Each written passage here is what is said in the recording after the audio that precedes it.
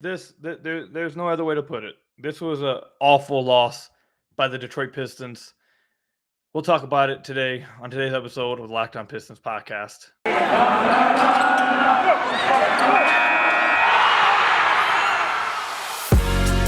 You are Locked On Pistons, your daily Detroit Pistons podcast, part of the Locked On Podcast Network, your team every day.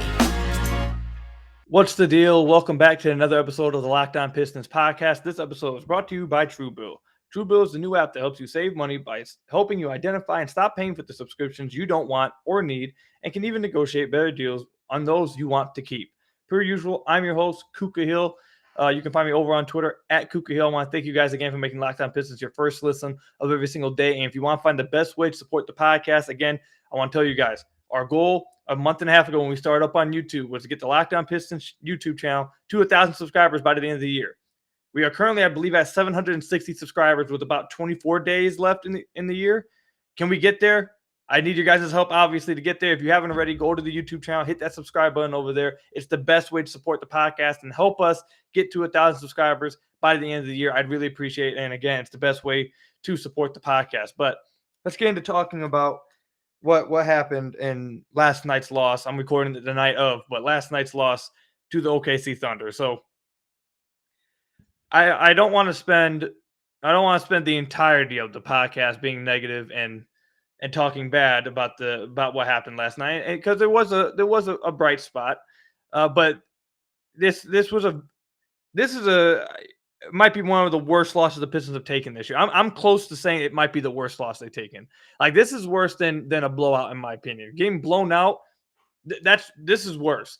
The Pistons were up at 18 at one point. They were up by 13 at halftime. They were dominating and controlling this game for a good majority of the game. They ended up losing by double figures. They were up by 13, 18 at one point, and ended up losing by 11. Like, they got outscored by 24 in the second half.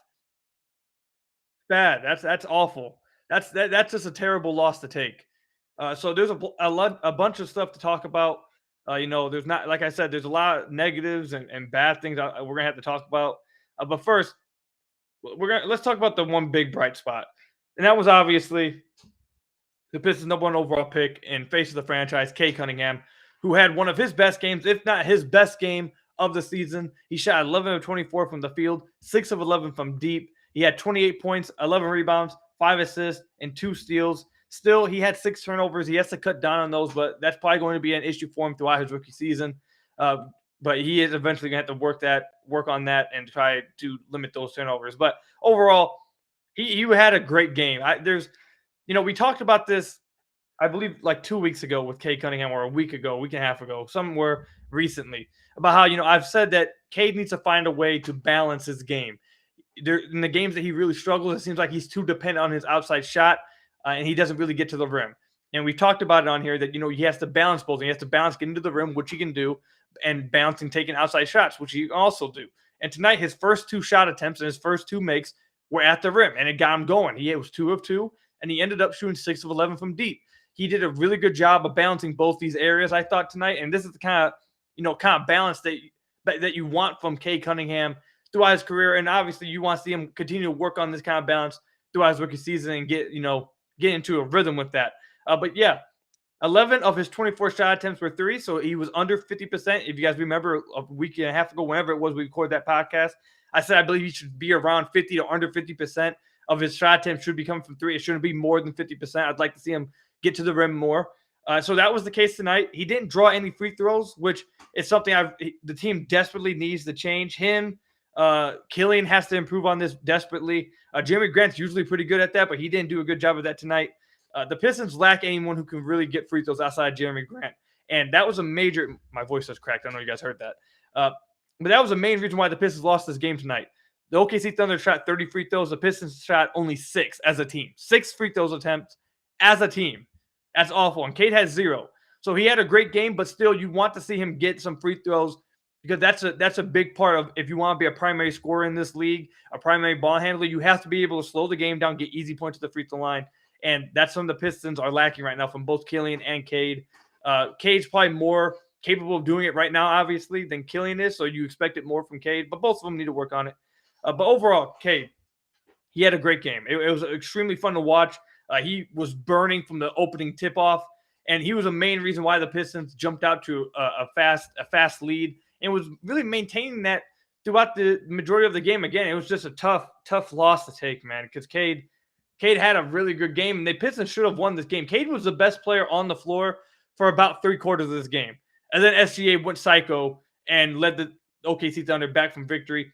Back from being down 13 points at halftime to victory. And Dort also had a great game. He shot 9 of 19 from the field, 5 of 10 from beyond the arc, had 28 points. Dort and SGA just took over for OKC, and the Pistons just weren't answering. They were very lackadaisical in the second half, turned the ball over a ton.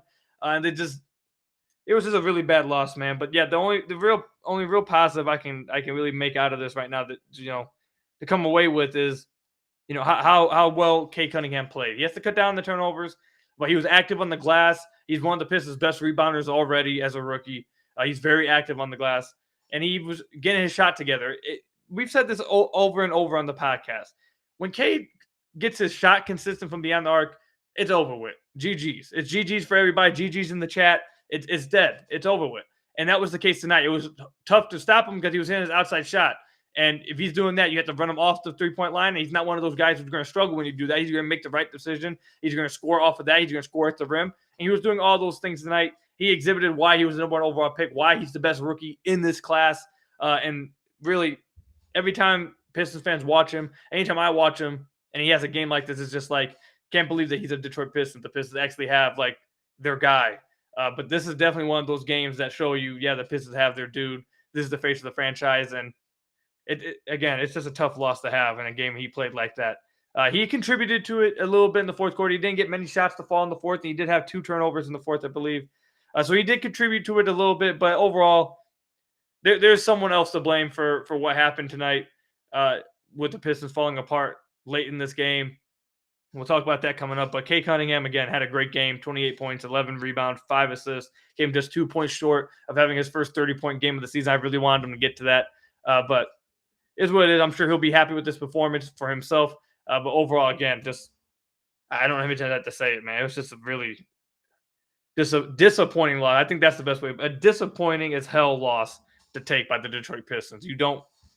Again, I think it might be the Pistons' worst loss of the season, taking into account context.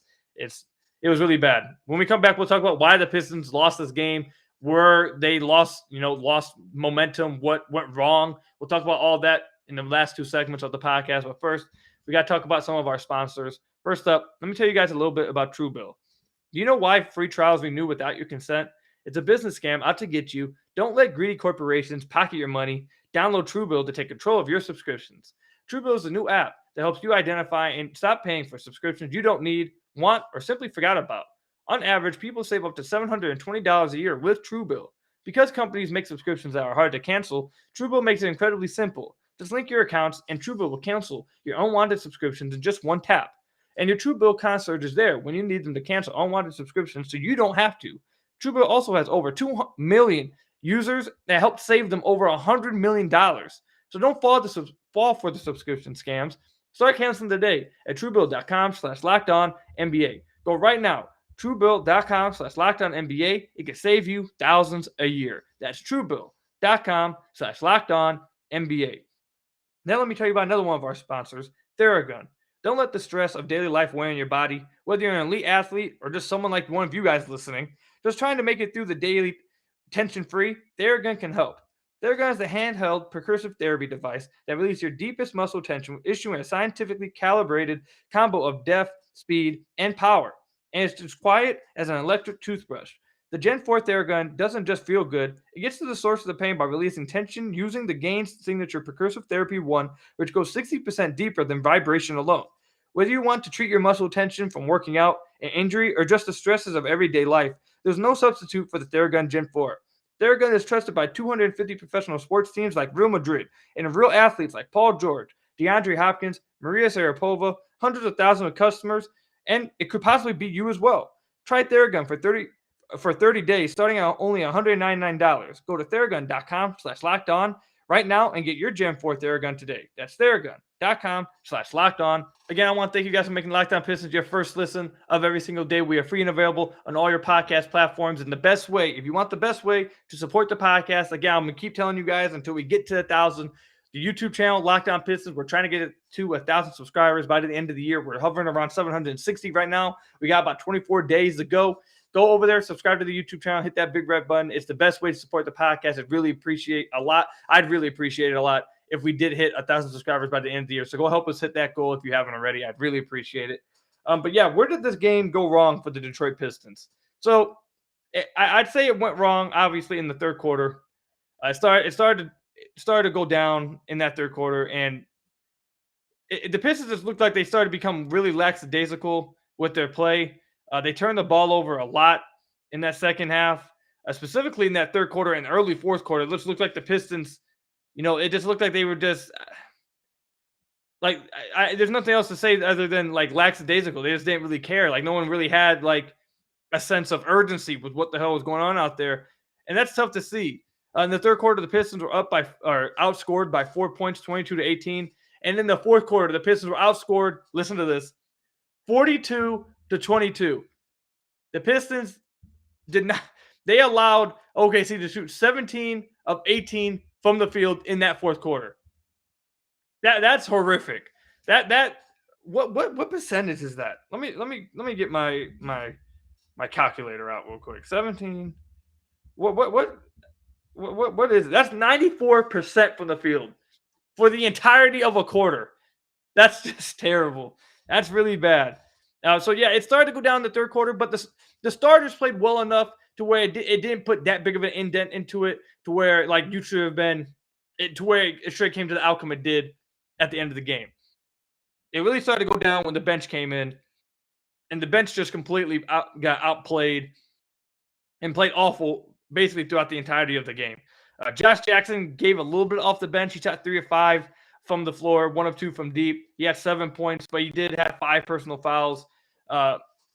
Outside of Josh, the bench really did struggle from the field all over the place. You had Luka Garza, who played 4 minutes, and in his minutes, the Oklahoma City Thunder completely went at him in pick and rolls over and over and over, and it just didn't work out for him. He was only able to play 4 minutes. He shot 1 of 4 from the field. Trey Lyles, listen, I saw that Isaiah Livers was activated for this game against the OKC Thunder. I'm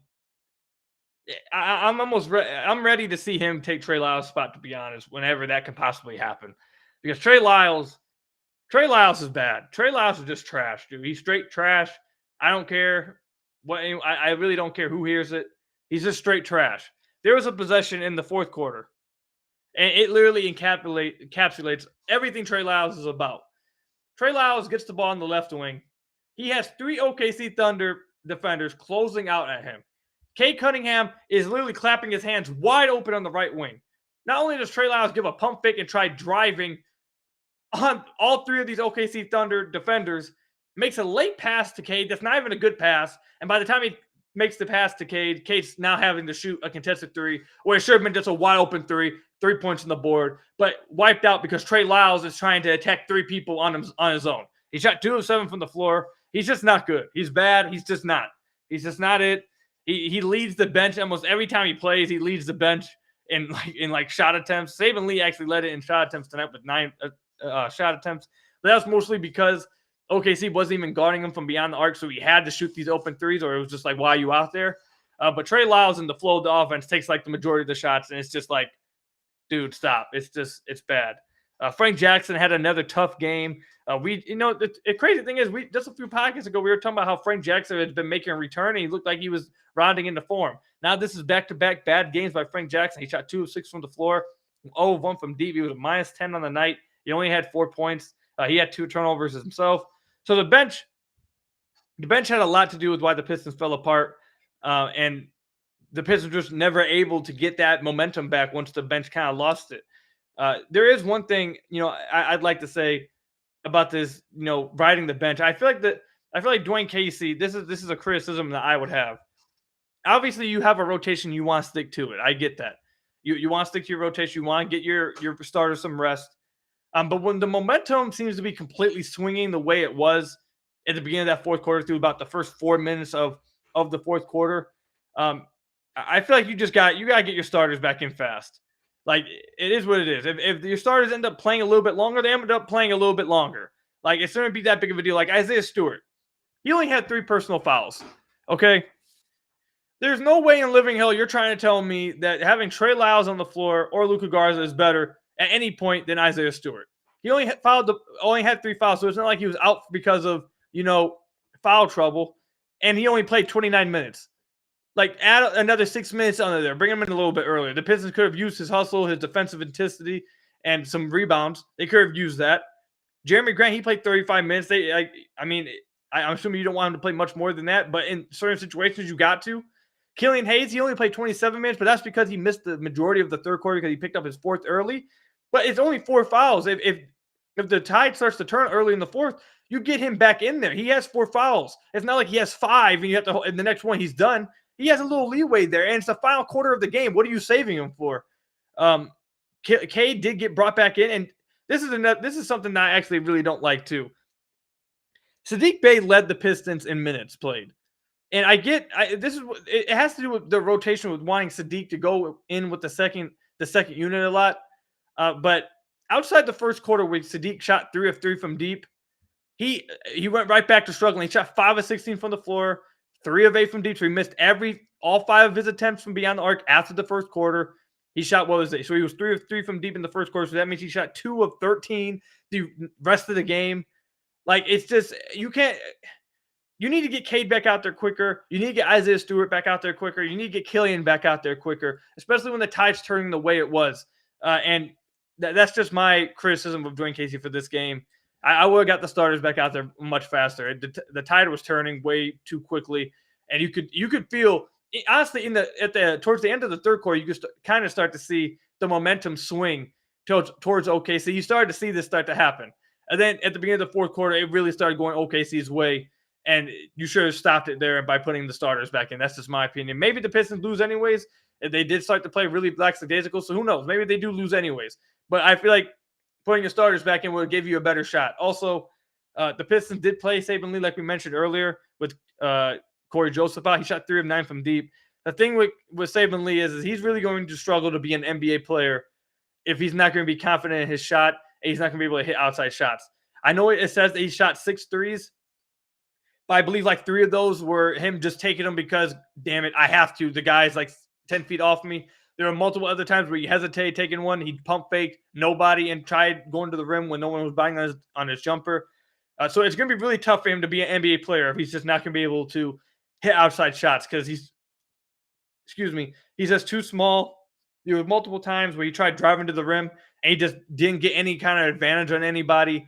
And, even though he got 2 feet in the paint, defenses weren't collapsing in, so he wasn't able to like make a pass or kick out. So yeah, Saben Lee, it's going to be tough for him to become an NBA player. We'll see if it happens, but I think it's a tough road ahead of him to be an NBA player. It all depends on his jump shot, and his jump shot right now, I know sometimes he makes it, but it's so wonky. It makes me I doubt that he's going to be able to get there, but we'll see what happens. When we come back, we'll talk about some other things that happened within this game. We'll talk about Saddiq's game. We'll talk about Killian Hayes having a tale of 2 halves in the final segment as well. Isaiah Stewart only having 3 attempts. We'll talk about all those things in the final segment of today's podcast. But first, let me tell you about a new sponsor for us, Boost Mobile. You listen to podcasts for the power of the inside track. You switch to Boost Mobile for the power of saving money. Because with Boost, you get the power of a free 5G phone so you can listen to the latest episodes and keep up with your favorite players and teams. The power of 3 unlimited data lines for $30 a month per line so your family can share all the insights. And the power of one of America's largest 5G networks so you can do it all at the speed of 5G. With all that money you'll save and all the edge that you'll gain, just how powerful will you become? Switch to Boost Mobile and you'll find out. Get a free Samsung Galaxy A32 5G when you switch to one of America's largest 5G networks. More power to save with Boost Mobile. Disclaimer. Free phone limited to new customers and 1 per line. Additional restrictions apply. Offers coverage not available everywhere or for all phones and networks. See boostmobile.com for details. More power to save with Boost Mobile. So I want to thank you guys again for making Locked On Pistons your first listen of every single day. We are free and available on all your podcast platforms. And if you want to find the best way to support the podcast, support the work I put in, support the, everything I do with the podcast, head over to the YouTube channel, hit that subscribe button. We're trying to get to 1,000 by the end of the year. We're hovering around 760 right now. We got about 24, 25 days to go to the end of the year. Can we get there? I don't know. I hope so. I'm going to need your guys' help, obviously. Let's try to get us to 1,000 subscribers. Show some support for the podcast. I'd really appreciate it. But yeah, let's talk about Saddiq Bey and Killian Hayes. So first, I want to talk about Killian. So it was a tale of two halves for Killian Hayes. Killian Hayes had 9 points in the first half. Again, this is becoming a trend with Killian. It's one of the next steps he needs to take. In the first half, he'll play really well. And in the second half, he won't score a point. He'll kind of go ghost mode. He won't really have as much of an impact as he did in the first half. That's something that has to change. He has to start being more aggressive in the second half. In the first half, I believe he was 2 of 4 from beyond the arc. He ended up missing all 3 of his three-point attempts in the second half. One of them was like a heave that he had to get up. But the other 2, he kind of rushed them. He needs to make those. It's tough. But overall, I think what happened with Killian was he picked up that early foul in the third quarter to give him 4, and that completely took him out of his rhythm. So I think the main thing with Killian, more so than just the second half things, obviously he has to make an impact more in the second half. That's clear. But I think one of the things that's kind of stopping him from doing so is his foul trouble. Lately, refs have been allowing him to get away with some getting physical on defense, and it's allowed him to showcase how good of a defender he is. Tonight or last night against SGA, they were very quick to blow the whistle on him. SGA was getting a lot of free throws. I believe SGA had 15 free throws tonight. Yeah, he took 15 free throws tonight. That's a crap ton. So Killian has to be careful with those foul calls once he sees that the refs are being quick with the whistle. He has to be smarter with that, especially when you have 3 at the point that he did. You got to be careful with it. The forced foul came on him trying to block an SGA layup that was going to be tough to finish anyways. So you kind of just want to go straight up there and avoid picking up that fourth foul. But yeah, I really think the fourth foul is really what took Killian out of rhythm because he was having a tremendous first half.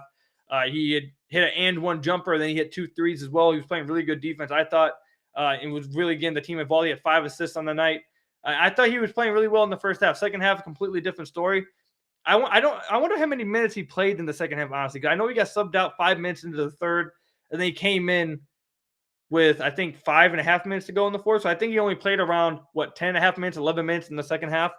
So, he has to avoid foul trouble. He has to be on the court longer. He has to keep that rhythm that he forms in the first half. He has to continue to be aggressive, and the Pistons need him to do that in the second half. In the first half, he was a major reason why they were winning. Cade Cunningham obviously was going off, but he was having help from his backcourt partner, and they both were playing extremely well and were blitzing the OKC Thunder. Killian kind of just faded away in the second half. He has to improve on that. He can't keep doing that. It's the next step of part of his development. But I like what we've seen thus far. I know he shot 2 of 7 from deep, but I think if you watched him, if you watched the game, his shot looks a lot better, obviously. I'm really happy with the jump shot. He just has to stop fading away in the second half. He has to continue to be aggressive, avoid foul trouble, and be aware when the refs are going to call a quick whistle. Because Gilgeous-Alexander getting 15 free throws was probably, that probably is like at the top of the list of why the Pistons lost coming from the OKC side. They were able to draw a crap ton of free throws, and the Pistons have to be more aware than that. So that's my criticism with Killian Hayes. Thought he had a great first half, tremendous first half. Second half kind of faded away a little bit and needs to avoid foul trouble. He could have kept that rhythm going, but had to be taken out early. So Killian, that's a learning experience for him. We'll see how he goes moving forward. He needs to try to avoid that foul trouble. Saddiq Bey. I don't know, man. I don't know what to say about Saddiq. I know you guys have been hate that I talk. We've been talking about Saddiq so much, but I mean, you have to talk about him, right? Like I can't just not talk about it. He played 40 minutes tonight. He shot 5 of 16 from the floor again. He shot 3 of 8 from deep. It's just and then he had another one of those. By the way, guys, he had another one of those sidestep threes when he's wide open late in the game. Cade kicked it out to him. And now the Pistons probably would have lost anyways. Maybe they would have. I believe they were down by 5 at this point. He kicks out to Saddiq wide open in transition in the right wing. No one's in front of him. I don't know who he's sidestepping. He takes a sidestep dribble and takes a contested 3. He did it again. Like I told you guys last podcast, if it was me, he's getting benched for that. Dwayne Casey said a few days ago, you're never more open than you are when you first catch the ball. That 100% to me is a clear shot at Saddiq Bey trying to send him a message. He did it again tonight. You can't have that. Like we said, if he if he wants to take open shots and he's going to miss them, that's fine. But this little sidestep that he keeps doing, passing up open threes to take contested ones, I'd bench him for it. I'm not joking. I would sit him down each time he does it. He has to stop doing that. He does it way too much. It doesn't make any sense. And, early on, it looked like he was going to snap out of the rhythm. It was really good to see. He hit his first 3 threes in the first quarter. He had 11 points, I believe, in the first quarter itself. It looked like he was going to have a really good game. It was looking real up for Sadiq. And then he went on to miss every single 3-point attempt after that. He started taking tough shots after that and started going away from his game, started trying to take a little bit too much around the rim. He started shooting a bunch of middies. It's just like, it's tough. It's tough to talk, evaluate Sadiq or talk about Sadiq because it's just like, if you're being objective, he's not playing good at all. He's not, he shot 31% from the field tonight. He's shooting under 38% on the season. It's just, he's not playing good right now. And I thought this was going to be, like I said, after the first quarter, I thought this was the game he was going to snap out of it and get back into rhythm. But no, he went right back to bad habits and he went right back to playing really bad. And when you have someone playing that bad, this is what really mind blows me, is that, the person playing that bad and making those kind of bad decisions over and over and over, he shouldn't be your lead minute getter at 40 minutes played. I get why he's doing it because they're trying to interchange him and Jeremy for the second unit, get him out early so he can come back in with all the injuries the Pistons have. But you got to cut that down, man. That obviously happened because obviously with Diallo also out. But man, you got to switch. You might have to switch that out. You might have, at a certain point have to bring Jeremy in and let him play a longer stretch or something. Because 40 minutes of Sadiq making bad decisions in the second half and after that was just tough. It was tough to watch. Again, I was happy for Sadiq in the first half. All of us were happy watching him. It looked like he was going to snap out of it. And he went right back to bad habits, went right back to playing pretty bad. So it's tough. I don't know what the Pistons are going to do about Sadiq, currently. Now, obviously, I'm not talking about at the end of his career or the rest of his career. But currently, right now, in the moment, I don't know what the Pistons do. In the last podcast, I said that if he didn't have a good game tonight, I'd bench him for Hamidou Diallo. But now Hamidou Diallo's out with a facial fracture, thanks to Cade Cunningham. Just joking around, kind of. But with Hamidou Diallo, I don't know when he'll be back because he broke his face. So Sadiq basically has been given a free pass now because the person really nipping at his heels, I feel like, was Diallo. So, hopefully Sadiq takes the next few games to try to snap back into rhythm. But who knows, man? When's the last time Sadiq had a good game? It's been a long time. So overall, there's an overall collapse by the Pistons last night against the OKC Thunder. There's no reason for them to lose by 11 at that, leading by 18 at one point, 13 in the second half, or at the half. Awful loss by the Pistons. Just straight up awful loss. Cade Cunningham, again, highlight of the night, maybe his best game as a pro. I think we've said that 3 straight podcasts with him. He had 28 points, 11 rebounds, 5 assists, 2 steals, shot 11-24 from the field, 6 of 11 from deep. He had a great game tonight, but was let down by his teammates. Jeremy did have a good game, though. Jeremy shot 9-16 from the field. We didn't talk about him as much on the pod, but he did have a nice night. He had 20.6 rebounds, 5 assists, 2 blocks, shot 9-16 from the floor. He had a decent game. But yeah, outside of that, the Pistons were really let down in the second half by everybody. And hopefully it's a learning experience moving forward. But this is definitely one of those losses that I think Dwayne Casey's going to be very upset about. Troy Weaver's very upset about. I think the players should also be extremely upset that they lost this game because, man, that's a tough loss to take after being up by 18 at one point. But yeah, that's all I've got for you guys today. Thank you guys for listening to the podcast. Thank you for making your first listen of every single day. We're free and available on all your podcast platforms. Now go make Locked On Bets your second listen of today, your daily one-stop shop for all your gambling needs. Hosted by your boy Q with expert analysis and insight from Lee Sterling. It's free and available on all platforms. Thank you guys for listening to today's podcast. The Pistons will be back on Wednesday against the Washington Wizards. Stay tuned for that game. We'll be back. We'll be back that morning with the podcast. So we'll see you guys then. And please, if you haven't already, head to the YouTube channel, hit that subscribe button, help us get to 1,000 subscribers. But until next time, I'll see you guys later. Peace out, everybody. Tough loss by the Pistons, man. Tough loss.